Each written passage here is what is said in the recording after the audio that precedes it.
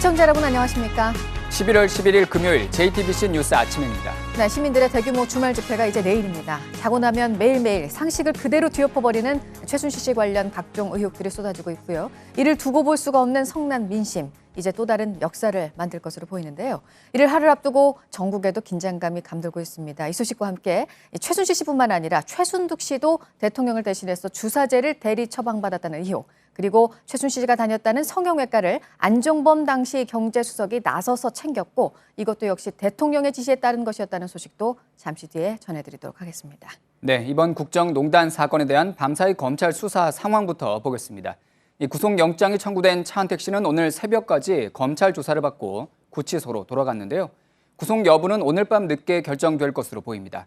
이 차은택 씨가 광고사 지분을 강제로 빼앗으려 한 데 가담한 혐의 등을 받고 있는 송성각 전 콘텐츠진흥원장은 구속이 결정됐습니다. 네, 검찰청에 나가 있는 취재기자 연결해서 자세한 소식을 들어보겠습니다.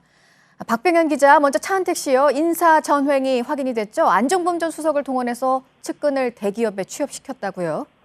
네, 검찰은 어제 오후 7시쯤 차 씨에게 직권남용 혐의와 횡령 등의 혐의를 적용해 구속영장을 청구했습니다.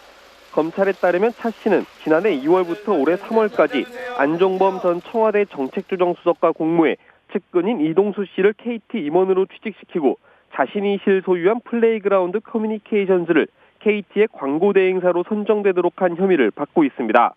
또 2006년 1월부터 지난 10월까지 차 씨가 운영한 광고회사 아프리카 픽처스에서 10억 원을 횡령한 혐의뿐만 아니라 지난해 3월부터 3개월 동안 송성각 전 한국콘텐츠진흥원장과 공모해 옛 포스코 계열 광고회사 포레카 지분을 빼앗으려다 미수에 그친 혐의도 적용됐습니다. 네, 이 차은택 씨와 공모한 송성각 전 콘텐츠진흥원장이 구속된 소식도 전해주시죠.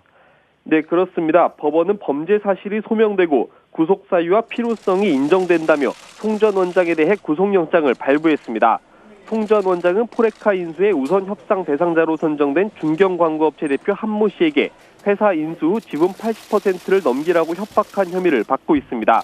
또 지난해 5월 콘텐츠진흥원이 발주한 LED 사업 일감을 주는 대가로 공사업체로부터 3,800만 원의 뇌물을 챙긴 혐의도 받고 있습니다. 네, 이 광고회사 지분 강탈과 관련해서는 검찰이 오늘 포스코 회장도 소환 조사한다고 하는데 기업 총수들에 대한 소환이 시작되는 겁니까? 네, 검찰은 오늘 포스코 권호준 회장을 참고인으로 불러 포레카 지분 강탈 의혹과 관련해 조사할 방침입니다. 권 회장은 2014년 3월 포레카 매각을 최종 결정한 인물인데요. 검찰은 권 회장을 상대로 포레카 매각 결정 및 이후 실무 과정에 차 씨나 최순실 씨가 영향력을 행사했는지 등을 조사할 방침입니다. 앞서 검찰이 미르와 K스포츠재단에 기금을 내는 과정에 대통령과 독대한 7개 기업 총수 전원을 조사하기로 내부 방침을 내린 만큼 권 회장에 대한 조사 이후 기업 총수 소환이 이어질 것으로 보입니다. 지금까지 서울중앙지검에서 JTBC 박병현입니다.